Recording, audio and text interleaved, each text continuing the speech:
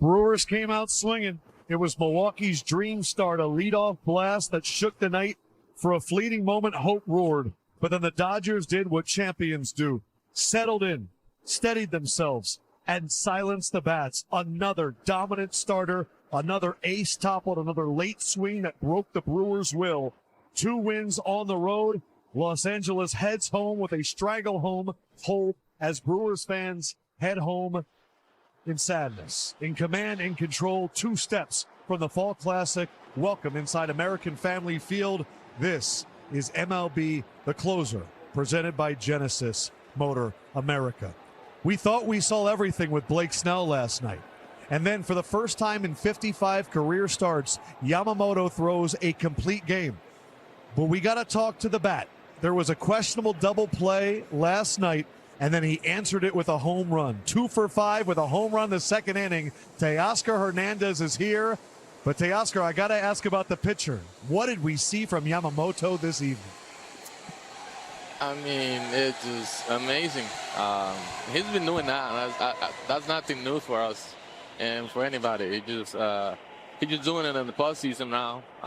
He's a superstar. He's been showing us last year. He was struggling last year at the beginning, but then he settled in and then just became Yamamoto, the same guy that pitched in Japan, the Windows MVP in Cy Young, is just showing it now in the MLB. Teo, buenas noches. Buena, mi papá, ¿cómo está? Bien, bendiciones. Amén, igual. Teo, I need to ask you, what is it about you guys and the road? You guys seem to be almost as comfortable as you are at home when you're playing. What is it about this team that seems to be so relaxed on the road? At this time now, it's 4-0 on the road against 2 pretty good teams. Describe that. Yeah, it just we just trying to go there, do our jobs, not thinking about the opposite team or the fans or the field. Just trying to go there, put pressure early in the game. Not thinking about what pressures can the fans can bring or the other teams. It just, trying to do our job, trying to concentrate and execute our plans and just go from there. Teo, what's going on? This is Grandy. Congratulations again on picking up game 2 here.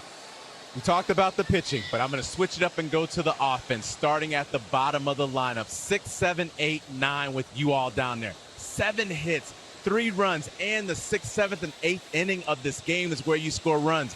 What's up with you in the bottom of the lineup and the late inning games with this offense? It's just now we have everybody healthy. We had a pretty good lineup. We know that. We had a pretty good starting pitcher, like you mentioned. But our lineup is just getting deeper and deeper when everybody's healthy. That's the thing we can do, even though the first 4 hitters haven't do the best that they can do. But it's there. But we all trying to get good at bats, get on base for the next guy, and just keep the line moving. Teo, earlier I heard you call Pedro your daddy. I just want to remind you that you're his dad. Just make sure we get that right. Who's your daddy. I know. Teo, it hasn't been any time recent that a team has won back-to-back World Series. The last opportunity was the Phillies in 08 and 09. Now, I know it's something that you're not supposed to talk about, but it's in the back of your mind, no doubt about it. How important is it to go out there and be the first team in, 25 years or so to win back-to-back World Series? We don't think about that every day, but that was our goal. Our goal was to get back to the playoffs, trying to get back to the World Series and just bring another championship to LA.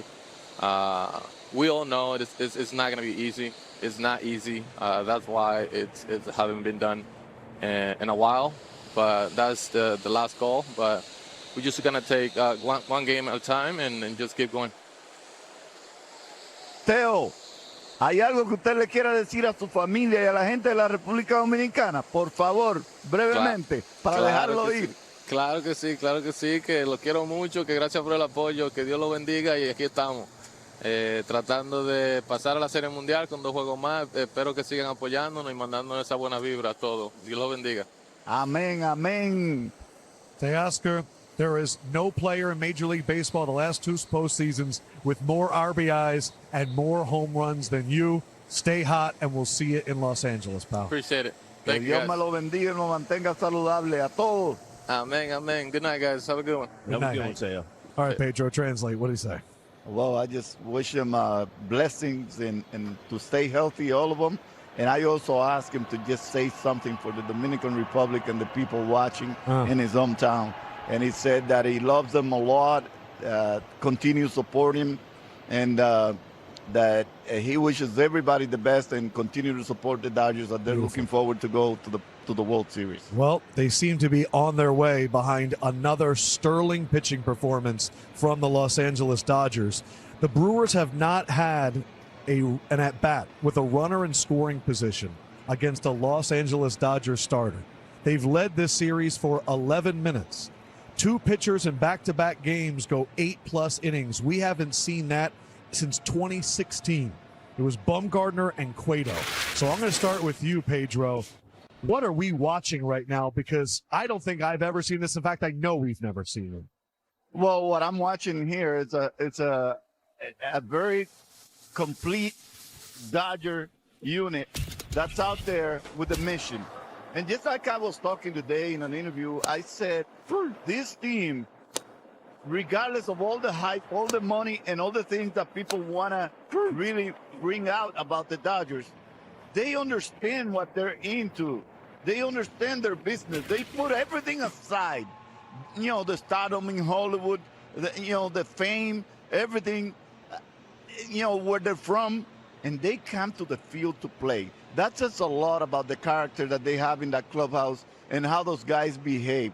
They don't really pay attention to anything else but the game, because this team, the Milwaukee Brewers, is a really good team. So was the Philadelphia Phillies, and we have seen them just take over in tight games, in any situation, playing outstanding defense. That says a lot about how professional those guys are in the clubhouse, and that goes from top to bottom. Before the game, Jimmy, you talked about the importance of not chasing Yamamoto pitches. 111 pitches, 81 strikes, and he got those guys chasing all night long. Definitely, and then we saw the first pitch of the game, their game plan to stay aggressive on the fastball. After that, Yamamoto made the adjustment, and we always talk about it. Pitching can neutralize a good offense. If a pitcher's throwing strike one and he's dotting it, not just throwing meatballs over the middle of the plate, and then he can get you to chase with his off speed, he's going to dominate. We've seen that tonight. We're talking about a team that doesn't chase much, but they didn't put anything and play hard after that first inning because he was dominating. Strike one, never in the same zone. Pitching up, pitching down, the big slow curveball, and that pitch right there. That split finger is devastating. And when you get that going against a team that is struggling, they really are. I mean, even the last season, they scored some runs early, and then they just fall off. It happened tonight. They scored in the first, and there's nothing going on. And when you have a pitcher that can go out there, especially after a performance like Blake Snell, and make them look just as, I guess, normal, the average Joe style, Jimmy, it's a bad combination. Let me tell you something. I don't think they're struggling, really. I think the Milwaukee Brewers were trying to do what they normally do. What they ran into is great pitching. And Yamamoto tonight was outstanding. His stuff was electric. And that's probably why he was able to pinpoint, control the entire game with his fastball. And then when he needed to, he ran to the slow breaking ball, which is a surprise to me that he was in such a command. And also the wipeout split that we saw strike out the last hitter.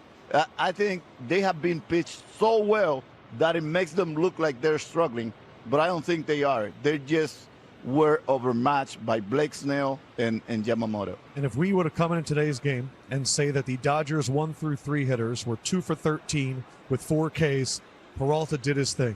But the bats at the bottom of the lineup, you mentioned it to Teoscar, boy, were they alive. It's amazing that we have these MVPs at the top of the lineup that still haven't really got it going. They've got a couple hits here, couple hits there, but even Ohtani's single to score a run there, you can see the excitement on his face because they're trying to go ahead and know the things that they can deliver. But as Teoscar mentioned, their lineup is so deep, and even after you get through 1 through 3, happen face them, you can't take a breath because the rest of the lineup can hurt you. The Hernández brothers can get you. Even Paz at the bottom getting the bunt down, which was huge in this time of the game, at this time of the year, executing on all different areas. Ohtani with the stolen base, a sacrifice bunt, homers from Teoscar, homers from Max Muncy.